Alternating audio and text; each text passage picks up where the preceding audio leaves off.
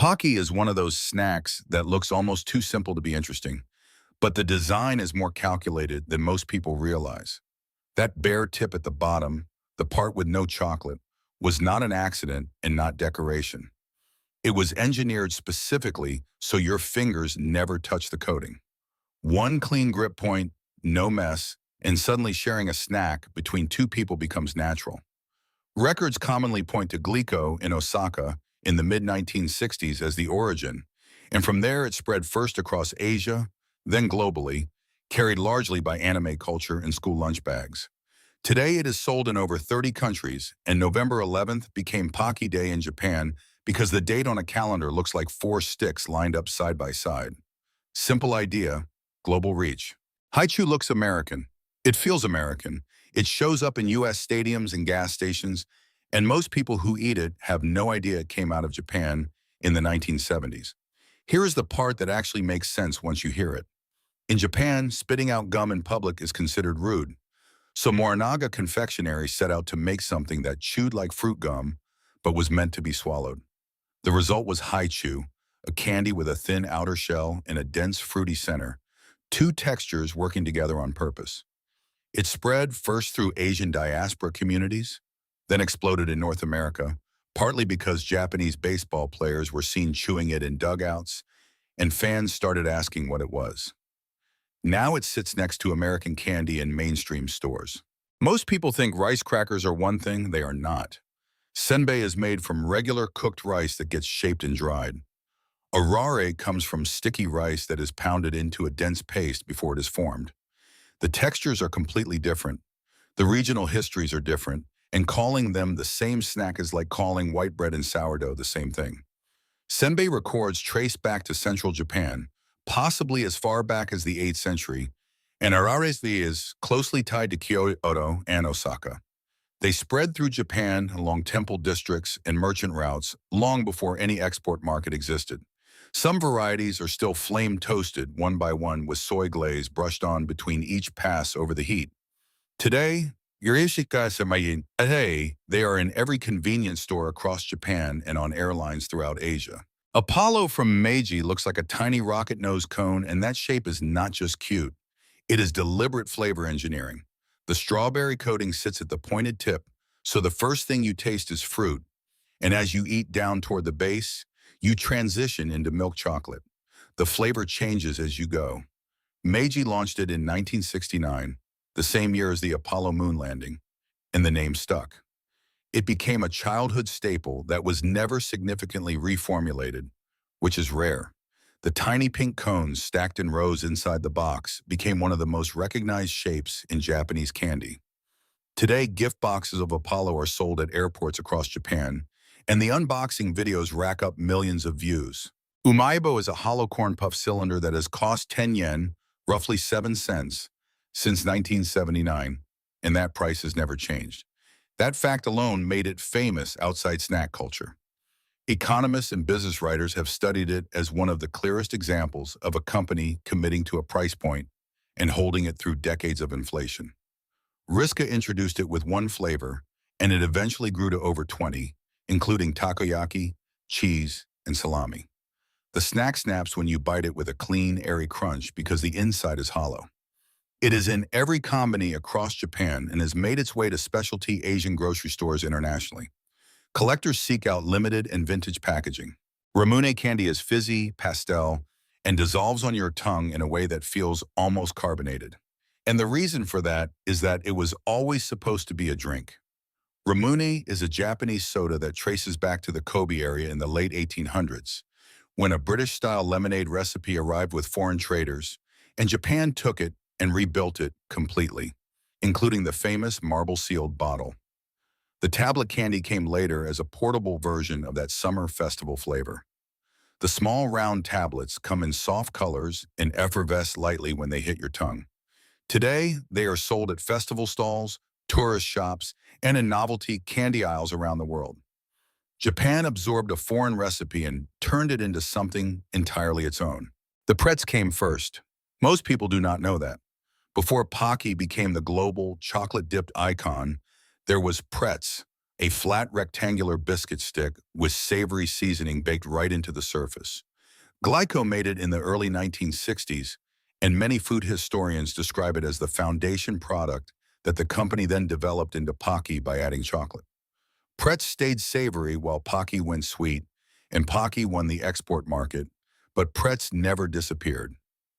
In Japan, it is still widely sold in flavors like tomato, roast chicken, and salad, and the seasoning flecks on the surface are visible. It just never got the global fame its younger sibling did. Morinaga milk caramel is over 100 years old, and the box looks almost exactly the same as it did at the start.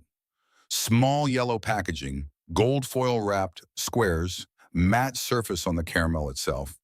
Records suggest Morinaga introduced it around 1913, and early marketing positioned it partly as a nutritious product, which sounds strange now but made sense in a period when Western-style confections were new and needed justification.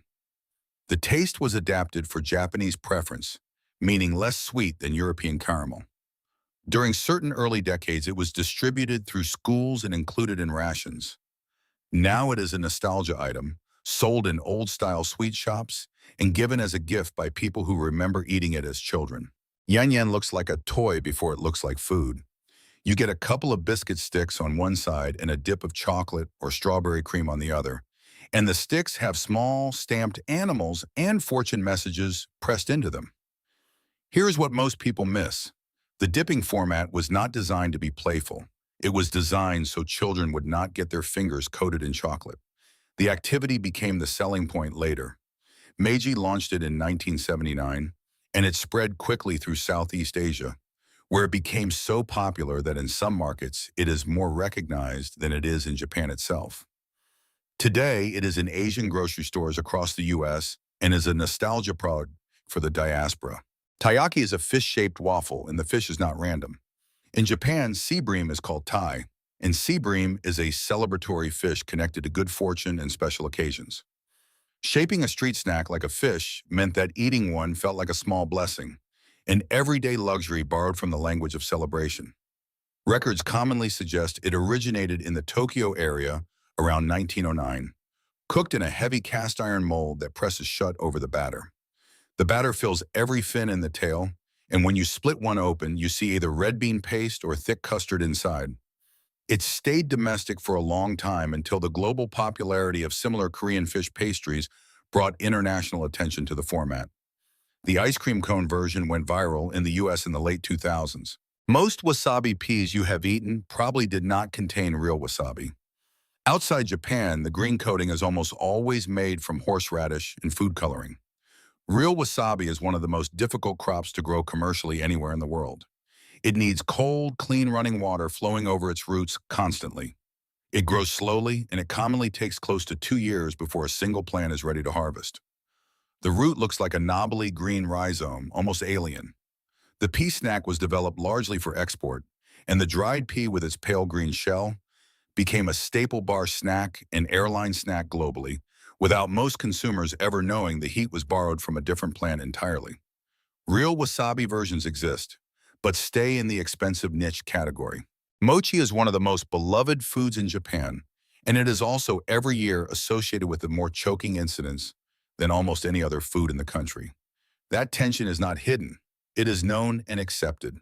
The sticky, white rice paste stretches when you pull it, rather than tearing cleanly, and that elasticity is exactly what makes it dangerous if eaten too fast.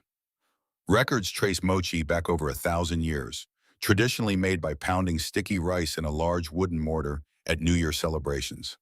It spread to Japanese-American communities and then exploded globally when California companies popularized the ice cream mochi format. Now it is in mainstream grocery chains across the U.S. The premium version, called daifuku, is dusted with cornstarch or potato starch to keep it from sticking to everything it touches. Japan has produced over 300 Kit Kat flavors. That number sounds made up, but it is not. The reason it happened starts with language. Kit Kat in Japanese sounds close to kitokatsu, which roughly translates as "you will surely win." That sound similarity turned a British chocolate bar into a good luck gift. Students started receiving them before exams. Kit Kat went from imported candy to cultural ritual. Nestle Japan then leaned into regional flavors. Matcha, sake, sweet potato, strawberry cheesecake, wasabi, and dozens of seasonal and location-specific variants. Its many sold only at certain airports or train stations. The bar structure stays the same, but white chocolate, dark chocolate, and cream-filled varieties completely change the color and feel of the product. Japan-exclusive flavors are now collected and traded internationally. Dried natto snacks exist because regular natto is one of the most polarizing foods in Japan. Natto is fermented soybeans, famously stringy, sticky, and strong-smelling, and it is so tied to northeastern Japan that many people in the western part of the country will not go near it. The dried version removes the strings, removes most of the smell, and compresses the flavor into small brown cubes with a matte, powdery surface from the drying process. There is still a faint, fermented note when you open the bag. It is essentially natto made accessible to the people who spent years refusing it. The fermentation technique traces back to the Tohoku region, possibly centuries ago, while the cracker form is a modern product. Ion. It sits in health food sections and specialty stores, quietly making converts out of people who thought they had already decided.